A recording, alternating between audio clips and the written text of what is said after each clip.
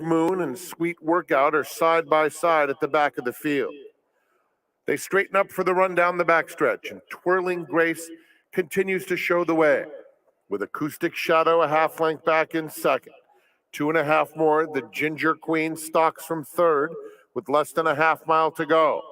Witch Moon now clearly fourth, Sweet Workout, Wiki Wahini. Around the turn, Twirling Grace, been there every step of the way. Leads it by just over a neck. Acoustic Shadow pressing the issue in second. Then comes the Ginger Queen in the blue colors third. Sweet Workout, Witch Moon on the outside fourth, as the Ginger Queen makes a dangerous 3-wide bid for the lead at the top of the stretch. At the rail, it's Twirling Grace. Center of the course, the Ginger Queen. Acoustic Shadow is in between them, and then Witch Moon. They're in the final furlong, and the Ginger Queen is up to take the lead. Has to hold off Witch Moon, who's coming fast. And Witch Moon powers to the front in the final stages to win it. The Ginger Queen second. Tight photo for third between Acoustic Shadow and Twirling Grace.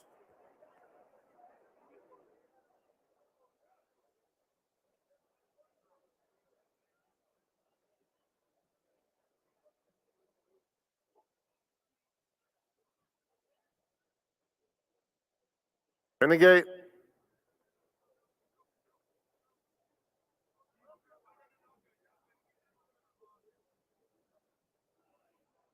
And they're off. Fast beginning for With This Vow in the center. Red Panty Night comes through, and these two speed away. 3 back to Founders Day in third. Down at the rail, it's Little Rachel, and back on the street, a little bit awkward early, is at the back of the field. Down the backstretch they go, and it's With This Vow and Red Panty Night, and these two have sped 5 lengths clear. Little Rachel trying to make a little bit of headway on the inside of Founders Day, who's currently third, and another 3 to back on the street. Into the far turn, With This Vow takes over. Puts 3/4 of a length on Red Penny Night in second. Another 4 back to Founders Day in third. And at the rail, Little Rachel still has 5 lengths to make up. Another 2.5 to back on the street. They pass the quarter pole and turn for home. With This Vow shakes loose. Founders Day moves up on the outside. Red Penny Night went a bit wide into the stretch, and now Little Rachel is starting to pick it up nicely in between horses. Final furlong. Here's Little Rachel between rivals, coming at With This Vow and gobbling her up at the 16th pole. It's Little Rachel to win it going away. The margin increases as they get to the wire, almost 3. With This Vow holds second over Founders Day.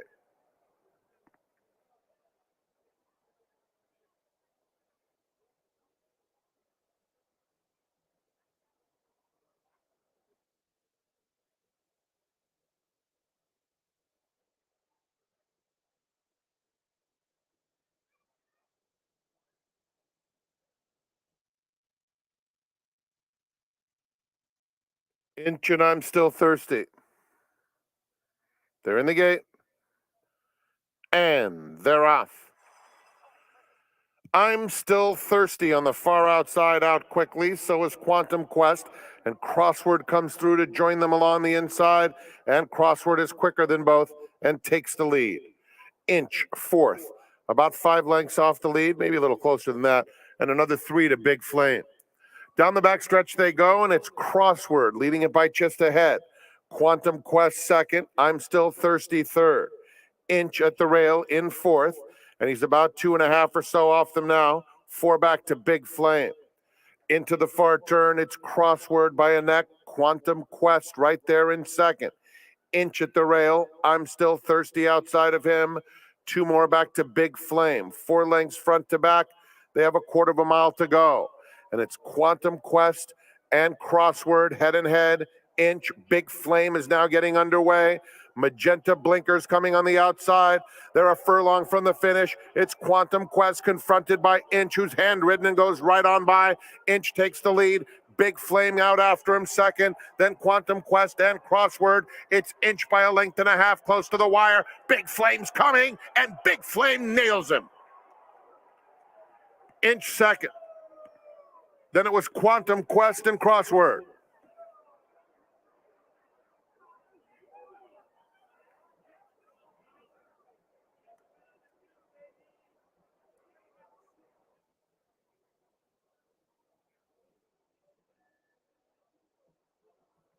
Post time for the. They're in the gate. And they're off. Awkward start for Lady Sassafras. A quick one for Hard Diane, but an even faster one for So Softly. Artist moves into second, and the pace appears very lively in the early stages. Lady Sassafras now rushes into contention between horses to be a joint second. They're followed by Silent Beauty on the outside of Loma Vista and Warren Showbiz. Those three together at the back of the field. So Softly makes it over to the rail, clears the field well, and with 5.5 furlongs to go, has a 3-length lead. Lady Sassafras second, just in front of Hard Diane third. Artist 3 wide, Loma Vista in between horses. They're followed by Warren Showbiz and Silent Beauty at the back. So Softly heads to the half-mile pole with a 5-length lead. Hard Diane, Lady Sassafras, Loma Vista now in the clear on the outside. The favorite has about 8 lengths to make up, starts to make some progress. Warren Showbiz moves through along the inside, then Artist and Silent Beauty. 3 furlongs from the money, and So Softly has a 6-length cushion. Hard Diane second. Loma Vista is asked for more now, hard ridden in third. Down at the rail, Warren Showbiz, followed by Artist, and then comes Silent Beauty, Lady Sassafras eased. They turn for home, So Softly, 4-length lead, coming to the 8th pole, chased intently by Hard Diane, Loma Vista on the outside, and Warren Showbiz. Loma Vista starting to kick in now, has to get to So Softly. So Softly, 3-length lead. Loma Vista closing ground with every stride. Loma Vista's coming fast now, and Loma Vista in a photo to win it. So Softly second. Hard Diane third. Warren Showbiz fourth, and then Artist.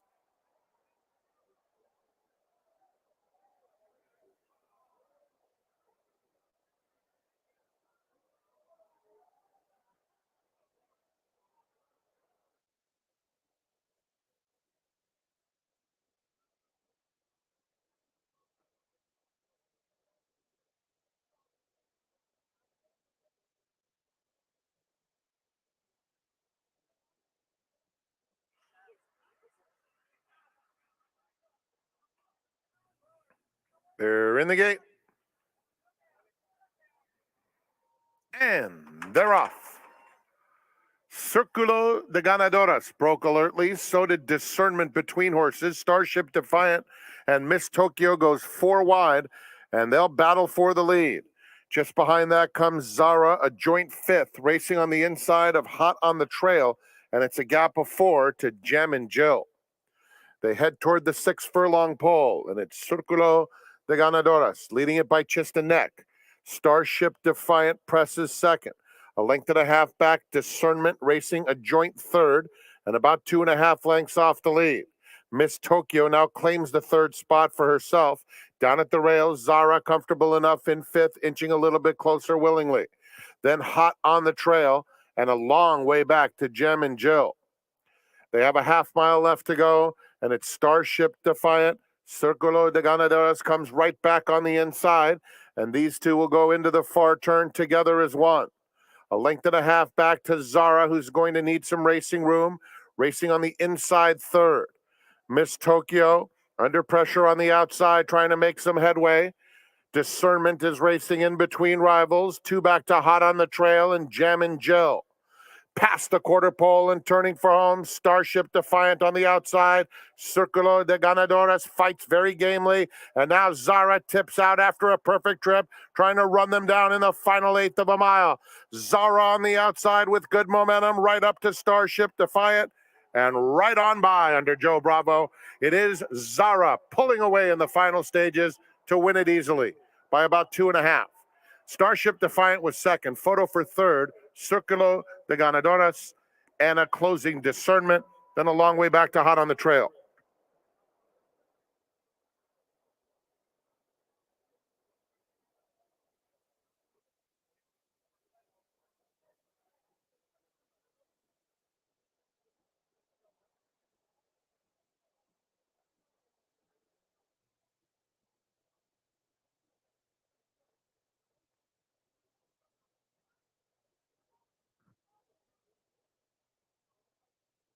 And they're off. Not a smooth beginning for Tracy DiVincenzo.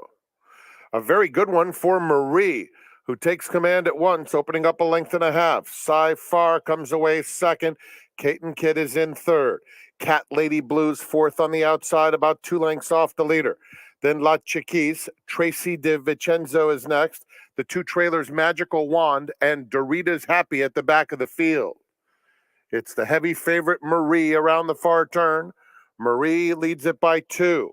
Caton Kidd chasing clearly second. Another 3 back to Cat Lady Blues in third. Then Far, Tracy DiVincenzo, La Chiquise is down at the rail, and Dorita's Happy is starting to run from behind. They're at the top of the stretch, and it's Marie still with a 4-length lead, chased by Caton Kidd in second. Outside of them, Tracy DiVincenzo in third, and then Dorita's Happy continuing to make solid headway, but Marie is home. Marie returns a clear-cut winner, dominating her foes today, and wins by about 8. Tracy DiVincenzo was second. Third went to Dorita's Happy, then Caton Kidd and La Chiquise.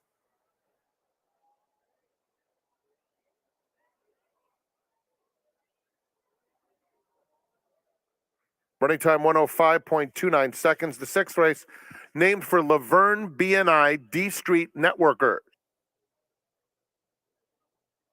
And they're off.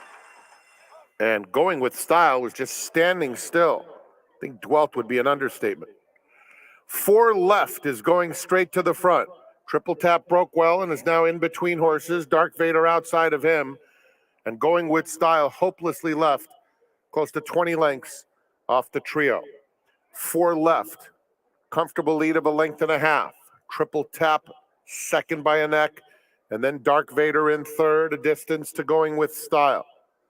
Half mile to run, and it's 4 Left in front by 2 lengths. Triple Tap patiently handled early on, and then comes Dark Vader outside of him. 3/8 of a mile to go.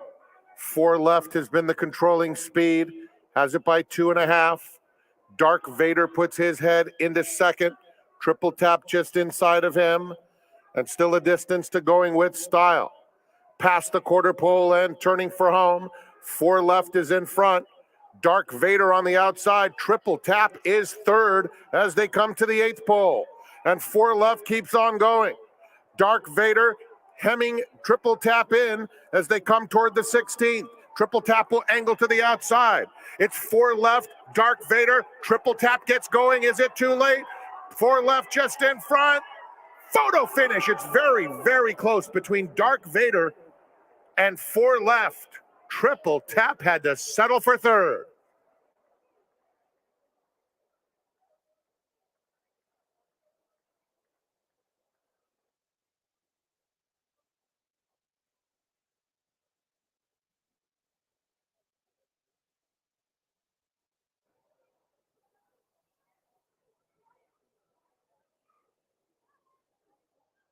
They're in the gate.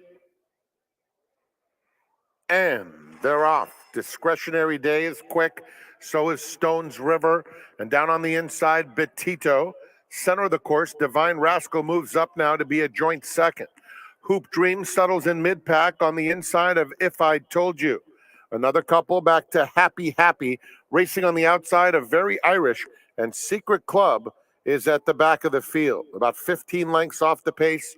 And it's an honest one being set by Stones River, who has it by 2 lengths to Divine Rascal in second. Betito at the rail in third, 2.5 more Discretionary Day. Then Hoop Dream, If I Told You, side by side. Another 2 back to Happy Happy. Now Secret Club is underway on the outside of Very Irish.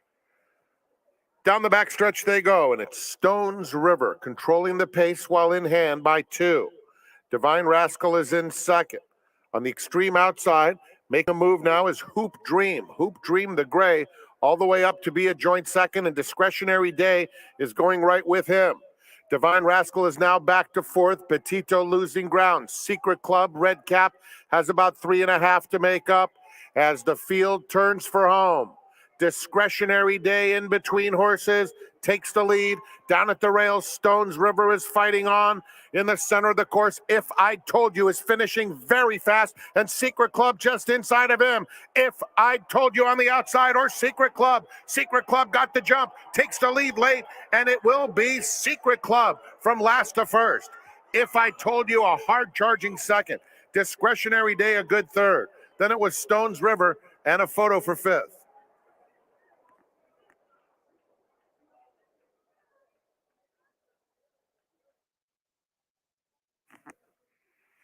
Late pick 4 pays 52.90.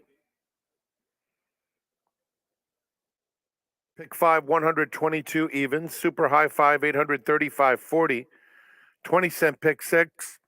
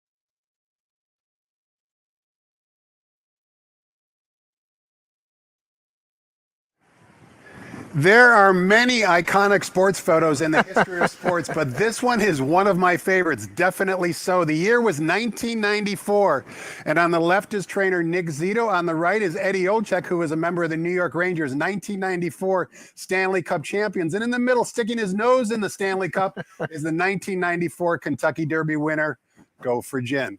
With a snap of a finger, fast forward 28 years later, Eddie, and you're here at the Great Race Place. Thanks so much for joining us. Tommy's always great to see you, and thankfully I didn't wear that same shirt again here today. But have you fit into it? Probably yes. Wow, impressive. Maybe a little snug, but yeah, that brings back a boatload of memories. I mean, if I wasn't doing what I did playing hockey for a living, there was a pretty good chance I was at the track. And I've been pretty lucky in the 16 years that I played in the National Hockey League, where I played in some great cities that had great racetracks. Like I grew up in Chicago, so I grew up at Old Arlington Park. I had a cup of coffee here in LA. I was able to go to Old Hollywood Park and then be here at Santa Anita. And of course, playing in New York, getting a chance to go to Belmont or Aqueduct. So my life has been pucks and ponies, as I like to say.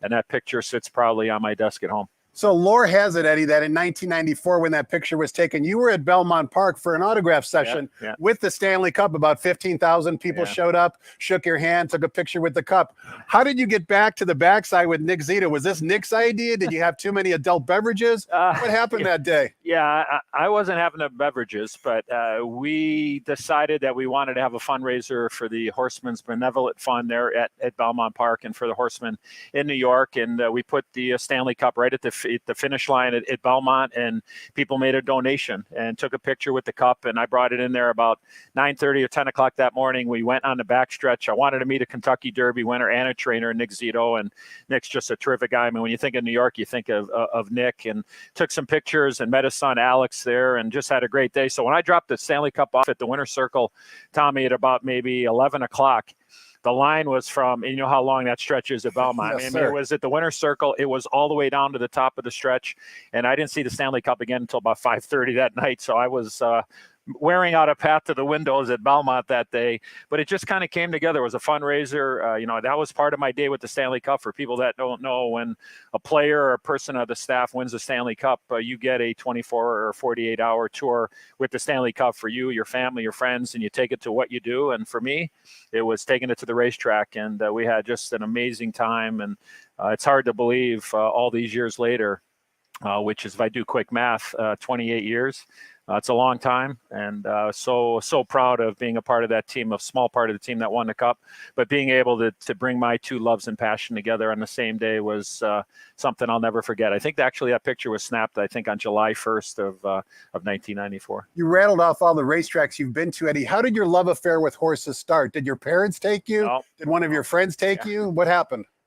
Growing up in Chicago and playing hockey, a teammate of mine, his dad was a big horse player, and I went to Arlington Park for the first time, I think, when I was 12 or 13 years old. And, I might have borrowed a couple of dollars out of my mom's purse to have some money to go to the track. And I went up to the window, I made a couple of wagers. I think I played a couple of quinellas and exactas, and the first couple of races didn't go very well. And again, you're a quick learner. Yeah. I just went around with not at all. Right away, I went for the gimmicks. And then, I just happened to hit some. The exacta at the Perfecta actually paid $156. So I was like, wow, this is a hell of a deal for $6 investment. That's a good ROI. You paid your mom back, right? Yeah, oh yeah, okay. And then some. So I went back to the same window and the same ticket taker, Tommy, and I handed him a ticket, and he looked at me, and the ticket taker said, "How old are you?" I go, "You didn't ask me how old I was when I lost." So he gave me the $156 back.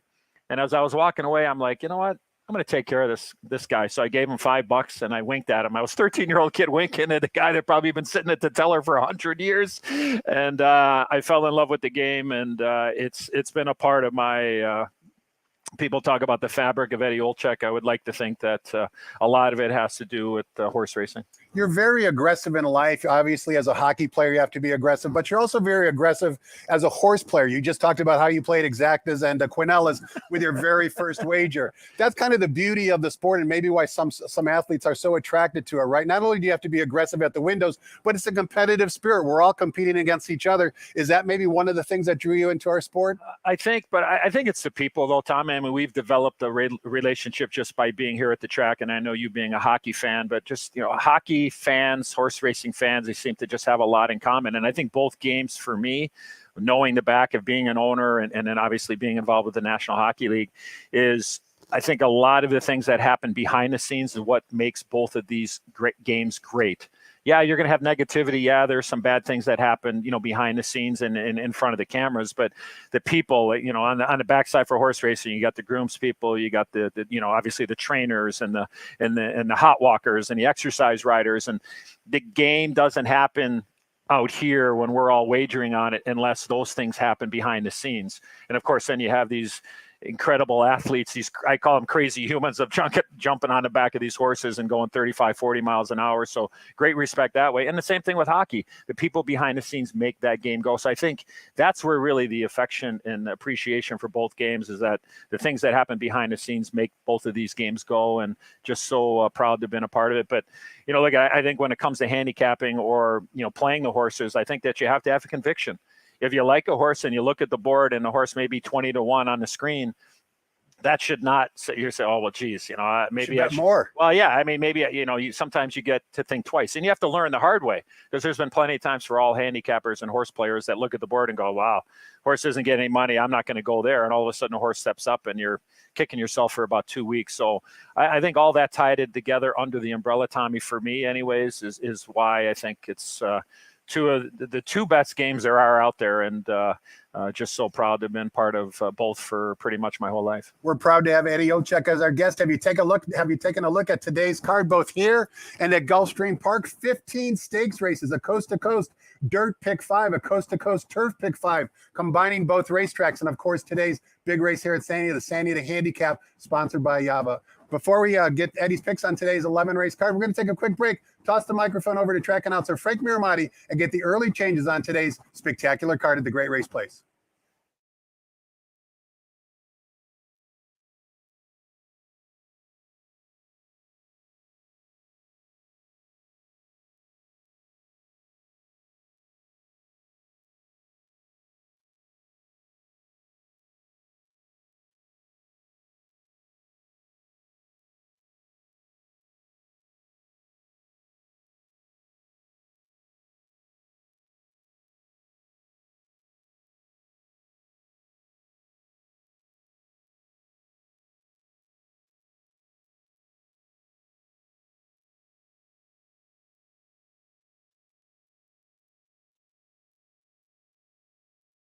Good morning, ladies and gentlemen, and welcome to Santa Anita Park, the Great Race Place. Happy Big Cap Day. The track is fast, the turf is firm. The rail on the turf is at 0 feet. Here are the early changes. In the first race, start of the early pick 5, scratch number 13, Jazz Hands.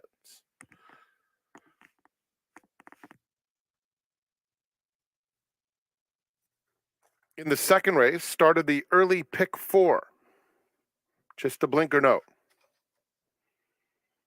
In the third, scratch number 7, Righteously. Number 7, Righteously, scratched out of the third. The fourth is the San Carlos Stakes, presented by FanDuel. Grade 2 event, no high 5 wagering, scratch 1, Brickyard Ride. Program scratch of 2, American Theorem. Scratch 6, 8 Rings. There is a revised morning line posted for race 4.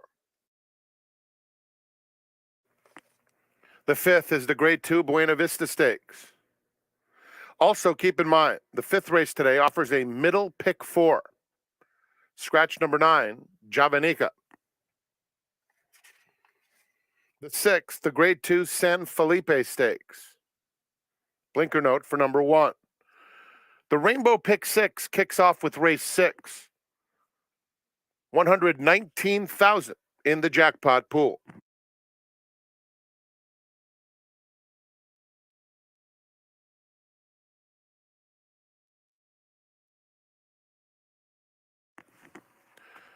Turning to the 7th, scratch number 6, Win the Day. The late pick 5 starts with race 7.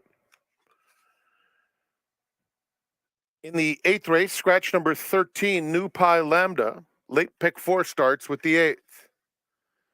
The Grade 1 Beholder Mile is race 9. Program scratch of 2, Moonlight Doro. Number 4, Founders Day, will carry 1 pound over. The 10th, the Frank E. Kilroy Mile, Grade 1 event, scratch number 12, Vanzi.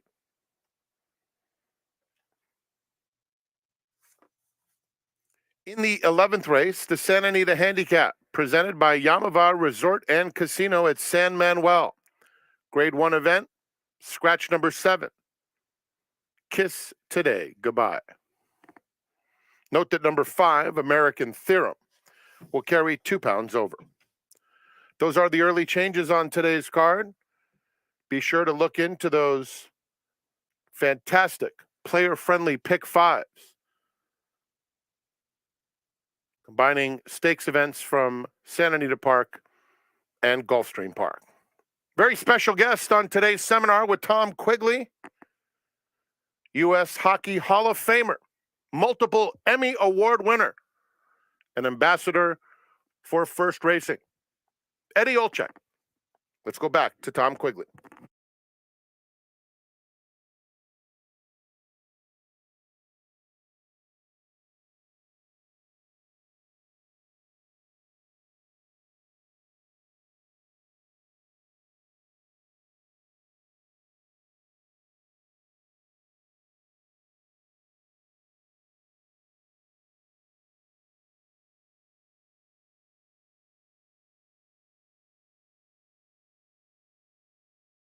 Welcome back. We're talking horses with Eddie Olczyk. You just heard all of his credentials, but more importantly, he's been a horse player since the age of 13, so he knows his way around the racing form, and you've had a lot of success at the windows. You've had a lot of pick 6s. You won the Pegasus World Cup tournament one year where you put up a monster score. Like I said, you like to go for the jugular. You're not here to trade dollars. No. Recently, it's been about accumulating some opportunities and then taking a shot when the opportunity presents itself. And I do want to say hi to the Mirror Man. I'm not sure if I'm going to be able to see him today, but Mirror Man, great to see you and looking so good and to keep up the great work. But yeah, you look at, like I said earlier, Tommy, I think you got to have conviction when you are playing.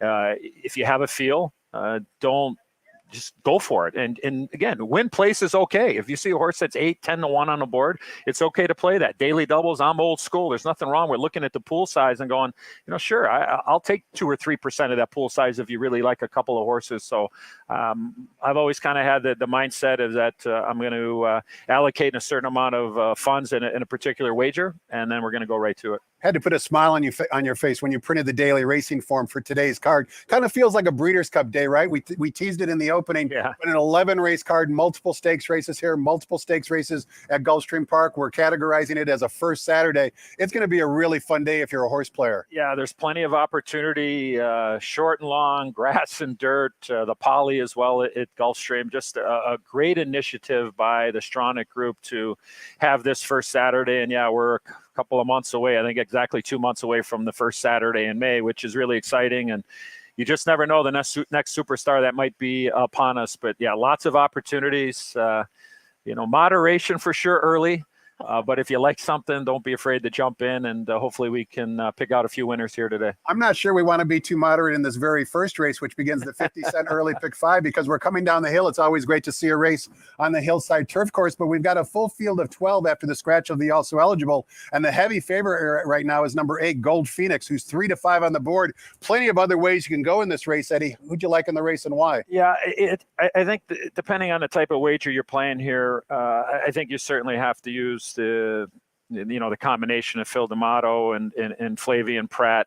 The 3-5 number isn't exactly great, but if you do like somebody and the horse happens to finish second or third, that's where you really get an opportunity to make some money. I think there's enough pace in here to maybe set it up for a horse that maybe mid-range. I was looking at the rail horse, Dare, and as like I said a little bit earlier, Tommy, is I looked up at the board at 21, and I go, do I really want to talk about this horse at 20-1? So, look at blinkers on. I'm not in love with the 1 for 16, that's for sure. But the one time that a Dare for Neil Drysdale had gone one turn, only been 3 career turf races, and this is the one thing that caught my eye. The horse went 6.5 furlongs back in May and got beat only a length and 3/4. So I think the last race was a little bit of a tightener. I think the turn back in distance to be able to follow the leader, so to speak. And I kind of looked at that angle of the turn back and then the one race going one turn on the grass. Again, not in love with the 1 for 16, but I'm definitely going to use the 1 Adair, and also I'm going to use the favorite, the 8 Gold Phoenix. As you spoke, Eddie, Adair's odds dropped from 20 to 19-1, but it's interesting. That wasn't me, just for the record. That wasn't me. Since I'm such a handicapping geek, if you had the past performances for that one-turn race on the turf course back on May 9th of last year, my formulator notes say that there was no early speed in the race, which would certainly flatten Adair's late closing kick in that race even more. As Eddie mentioned, blinkers go on, and Ryan Curatolo certainly riding very well here. The rails to Adair at 0 feet as well. Let's take a look at race number 2. Eddie begins the 50-set early pick 5. This is for maiden special weight 3-year-old, sprinting 6 furlongs on the main track. We've got a field of 7, and number 4, Taba, is a $1.7 million auction buy who's making his debut here. Before we get your thoughts on the race, I wanted to show the gate drill back on February 20th, where he worked in company with McLaren Vale very impressively. Let's take a look at that workout, courtesy of our friends at xbtv.com. Eddie, this is a gate drill, as I mentioned, and when they break from the gate, Taba is going to actually be on the outside here, and you can see McLaren Vale is going to be down on the inside. The horse in the back really is inconsequential. Just pay attention to the 2 Baffert runners who are wearing the Baffert silks, and you can see Taba shows very, very promising early speed here, kind of waiting on McLaren Vale. Now, if you don't know, McLaren Vale is already a winner from the Bob Baffert barn, a very talented horse, and of course, he draws even with the first-time starter here, but nevertheless, it's a very, very good team drill. They get Johnny V to ride today. We all know about Baffert's prowess as a first-time starter trainer. I don't know if you watch many workouts, Eddie, but as we're watching this, what are some of the things maybe you look for when you watch a workout? I look at this. Isn't my strength is the maiden horses, whether 2-year-olds or 3-year-olds like we're looking at right now with Taba. But I always like to look at the rider. Whether Absolutely. it's as a jock in the afternoon or an exercise rider, where are their feet positioning? Where are the hands? Are they really after the horse? I mean, time is one thing, but I think how do they do it? And for me, professional. I mean, most of Bob's horses, you could sit there and go, oh, there's a winner, there's a winner. And right now he's on an unbelievable heater right now. So it's hard to look by, both of the Bafferts in this race. And again, full disclosure, strengths and weaknesses, whether it's a hockey player or a broadcaster or a handicapper, like this is foreign for me. Like if I get into these type of races and I'm playing the pick 5 or a daily double, there's caution for me here, but I think when you look at that workout and you see the breeding here, it's hard. Sometimes you got to take 3 to 5. Sometimes you got to take 4 to 5. You got to take what the track gives you. And but for me, not one of my strengths. But I would agree with you with Johnny V and Bob Baffert. And you mentioned the pedigree for Taba, sired by Gunrunner, off to a very impressive start as a first-time sire. Doing everything, Tommy, right? Doing everything. He's spectacular as a racehorse, and now as a stallion, really stamping his progeny very well. He's 16 for 68 with first-time starters. That equates to a 23% win percentage. Let's see if we can squeeze in race number 3. The reason why I use the word squeeze, Eddie, is we want to also take a break and show the 5th race from Gulfstream Park when they go in the gate. We're about a minute away. Okay. That's the race number 5. That's the Honey Fox, and of course a graded stakes race. Race number 3 here at Santa Anita is 5.5 furlongs on the flat turf course for fillies and mares. It's a field of 7 after the scratch of number 7, Righteously, in the morning line favorite down on the rail. Number 1, Bristol Bayou, 5-2 on the morning line. Interesting here, Eddie. Bristol Bayou's all 4 career wins are on the dirt. Now tries turf. What say you about race 3? Yeah, pass for me on the 1, 0 for 9 on the turf. So I was actually looking for the 5 Savvy Gale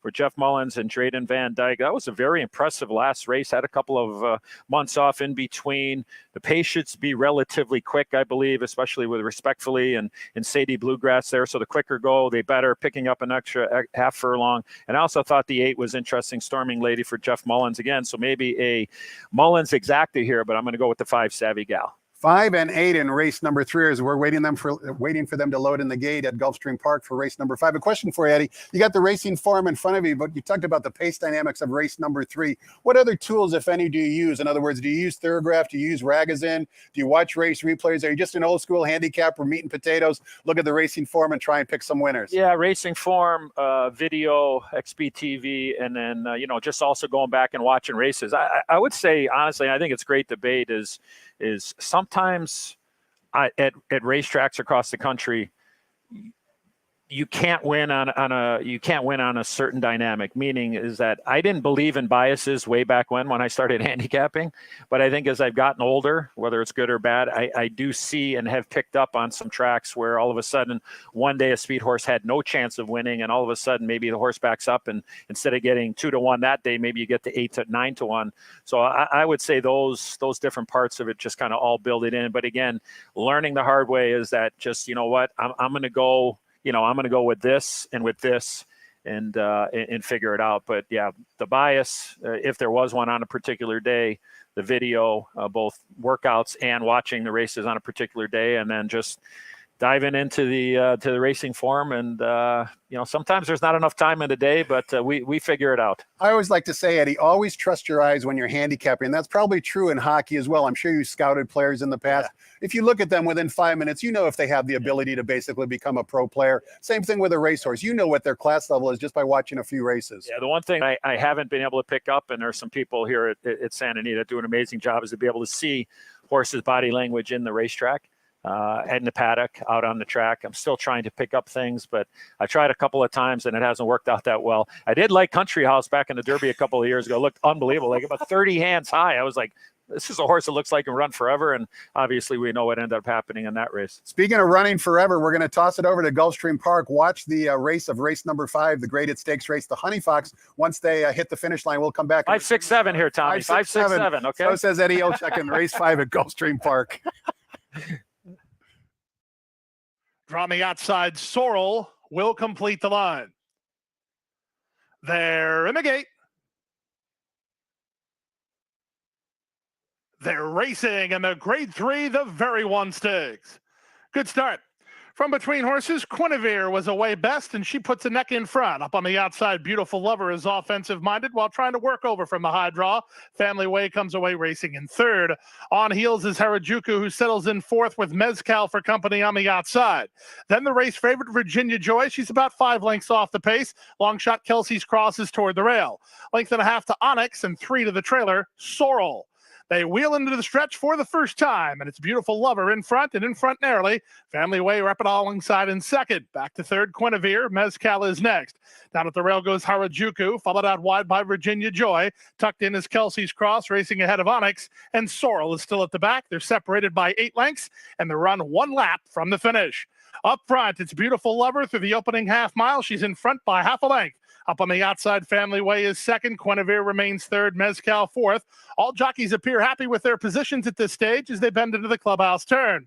Virginia Joy, the race favorites in the 2-path, at the rail in Kelsey's Cross. Then Onyx and Sorrel's at the back. The opening half mile was 50-4 with Beautiful Lover in front from the outset. She leads by a length. Family Way latched on to her second. Guinevere is third. Mezcal is fourth. On hold while fifth is Harajuku. Alvarado has a snug hold of her while racing 5 lengths behind. Then Virginia Joy racing ahead of Kelsey's Cross and Onyx. And still at the back is Sorrel.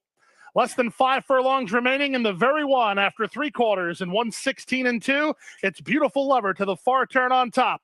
Family Way is second. Guinevere is third. Mezcal on the outside fourth. Getting off the fence and starting to work home a touch is Harajuku. She needs some place to go. She's following the move of Family Way. Following her is Virginia Joy, so she's on the scene within 4 lengths of the pace. Out of last place goes Sorrel, passing Onyx as they run to the top of the stretch. They went the mile in 1:41 flat, and they start to cluster up on the front end with Family Way taking over from Beautiful Lover. On the far outside, Virginia Joy begins to hit her best stride. Harajuku trying to work into the clear. Virginia Joy closing good ground. 1/8 of a mile to go. Family Way has the lead, but not for long. Virginia Joy is powered to the lead. The favorite wins. It's Virginia Joy in front. Family Way was second. Harajuku third. Fourth, Beautiful Lover, and Sorrel to complete your high five in 2:15-4. If you paid attention as they were going in the gate, Eddie just gave you the exact 5-7 favorite on top. Good work, Eddie. We're expecting big things from you for the remainder of the San Anita card as well. So let's take a look at race number 4. It's a 7-furlong San Carlos Stakes presented by FanDuel. It's a grade 2 event. $200,000 is the purse. A number of scratches here. Scratch 1, 2, and 6 leaves us with a field of 6. Also take note, this is the first leg of the Coast to Coast Dirt Pick 5. It's a $1 minimum with a 12% takeout, linking both Gulfstream Park and San Anita. It's a free $10 if you also decide to play, courtesy of our friends at Express Bet or First Bet as well. The morning line favorite, revised morning line favorite, once again from the Bob Baffert barn, Eddie, is number 4, Cezanne. Now 4-5 on the morning line. Free bingo square. You shopping elsewhere? If I can get 4-5 right now, can I sign up? I don't think you're going to get 4-5. I mean, obviously the race has been decimated here, but certainly needed the last race. So yeah, I most likely be a single. You know, I thought Shoot or Shoot was pretty interesting for Richard Baltus since the claim a couple of races ago from Peter Urton. But I think it's hard pressed to not think that Bob Baffert isn't going to have, this horse ready to go. And if I can get 4-5 right now, sign me up. You mentioned Shoot or Shoot, Eddie, and I agree with you for a couple of reasons. Victor Espinoza could be in store for a big day today. He draws a cozy outside post. You can see he earned a Beyer speed figure of 96 last time out, which was his career best Beyer speed figure in his 18-race career. And like I said, first off the claim for trainer Richie Baltus, he immediately put him in the grade 3 Palos Verdes and continues to keep him in graded stakes company. He could be an attractive wagering alternative to number 4, Cezanne. Race number 5 begins the 50-cent middle pick 4 here at the Great Race Place. That's right. On an 11-race card, we offer a 50-cent middle pick 4, and we kick it off in the grade 2 Buena Vista Stakes for fillies and mares going 1 mile on the turf course. Scratch the 9, leaves us with a field of 10. The morning line favorite, the multiple graded stakes winner, number 10, going to Vegas. 3-1 on the morning line. There's that guy Flavian again, Eddie. Give us your thoughts on race 5.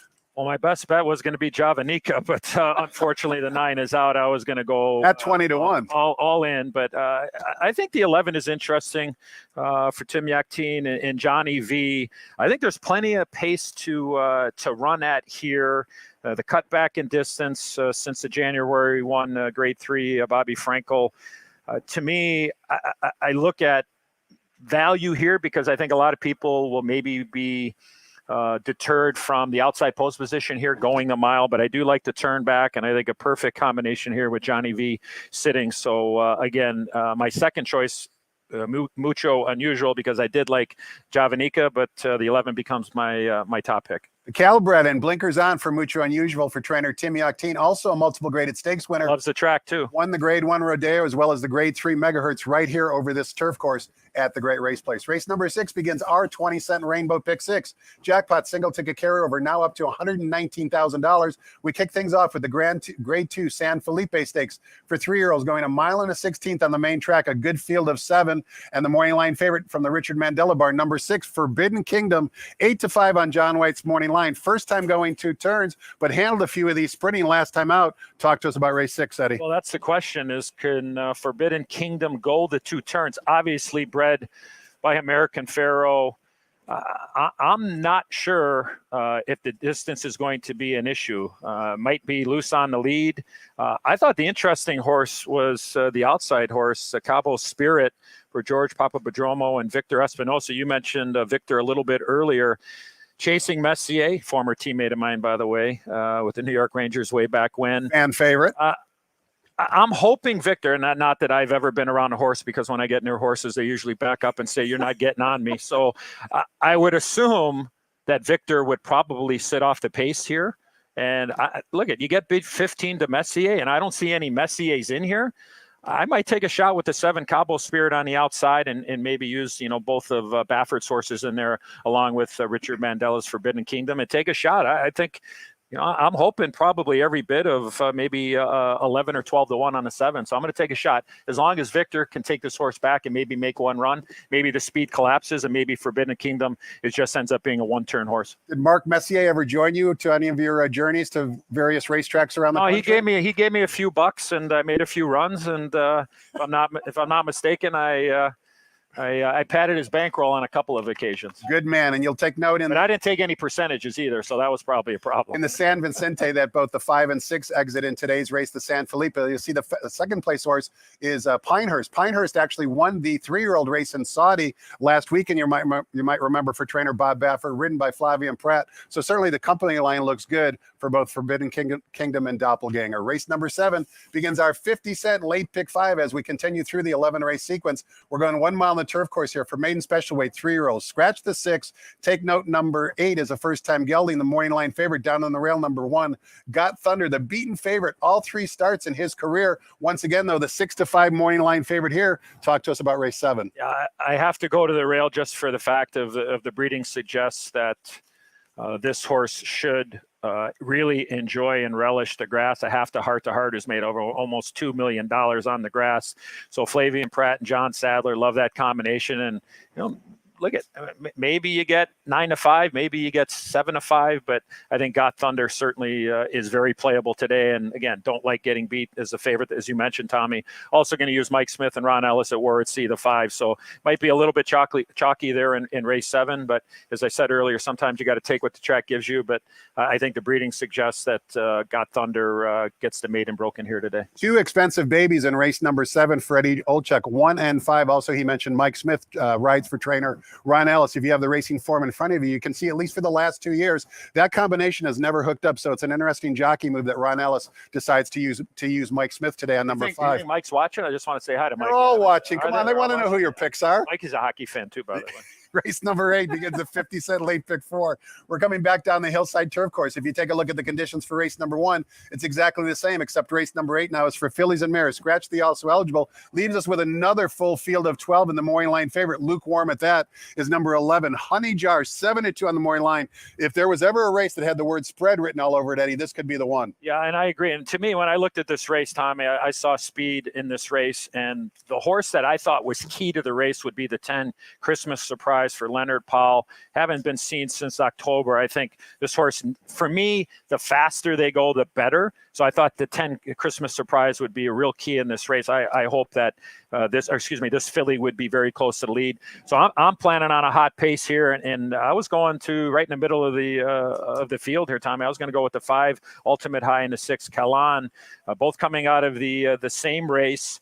Back on January 23rd. Ultimate High actually went 2 turns the last race, and a little bit of speed and fade with Drayden Van Dyke, jockey change of Victor Espinosa for the connections. And for me, the faster they go, I really enjoyed that race on January 23rd. So I'm going to go with the 5 Ultimate High and use the 6 underneath. We're going fast here as we go through the races. Let's turn the page, take a look at race number 9. It's the Grade 1 Beholder Mile, $500,000 at the purse for fillies and mares going 1 mile on the main track. Program scratch of the 2 leaves us with a field of 5. 2 Baffert runners in here, both the 1 and the 3. They actually worked in company back on February 26th. Let's take a quick break and watch that workout once again, courtesy of our friends at xbtv.com. As we watch the workout, we'll see that Varda actually breaks from the rail, while as time goes by is on the outside. And as time goes by, you can see doesn't have much early speed, and Varda kind of waits on her to kind of catch up. But lo and behold, as we continue to watch the workout, you'll see it when they get close to the finish line here, Eddie. As time goes by Varda quite easily. I think now that they're going around 2 turns,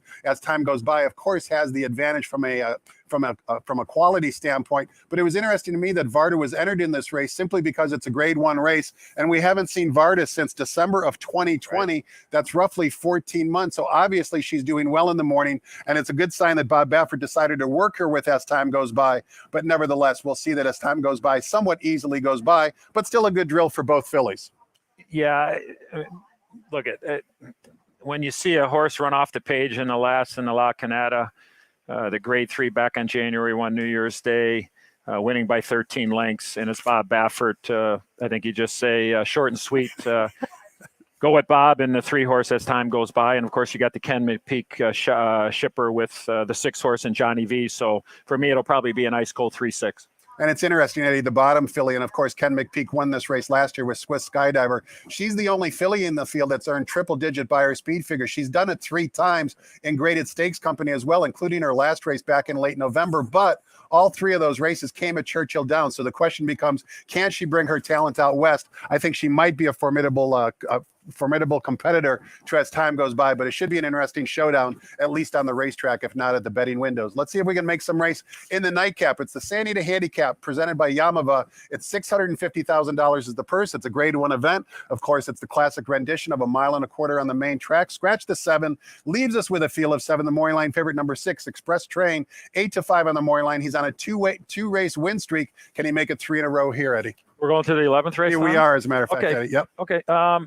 Yeah, I think so. Look, like for me, Express Train, I think I bet on Express Train probably about 8 or 9 races, except for in the San Anita Handicap when I had him at 5-1 and he finished second. So I stopped betting him. Just full disclosure, I was so sour after he got beat. He had the lead. He got in your head. Yeah, he did. But John Sherris is, I mean, obviously a legendary trainer, and Victor Espinosa, what a team.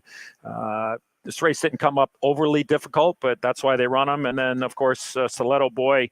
When you have Life is Good, Knicks Go, and Flightline in your in your lines there, your past performances, you sit there and go, well, this horse is a use regardless of the number. So it is kind of chalky in the last for me, but Express Train is certainly the horse to beat. And Eddie, I was worried about time, but we do have another minute or two. So let's squeeze in race number 10, the race I overlooked, which is the grade 1 Frankie Kilroy Mile, because it's such a good betting race. It's 1 mile on the turf course. It's a field of 11 after the scratch of number 12. And once again, the lukewarm favorite, number 4, Count Again from the Phil D'Amato barn. Take note, Richie Baltas has 3 runners in this field. 3 out of the 11 are trained by Richie Baltas, but Phil D'Amato does settle the favorite, the morning line favorite, number 4, Count Again. Give us a winner in race 10. I think there's speed in this race to chase. I am going to use the 4-horse Count Again.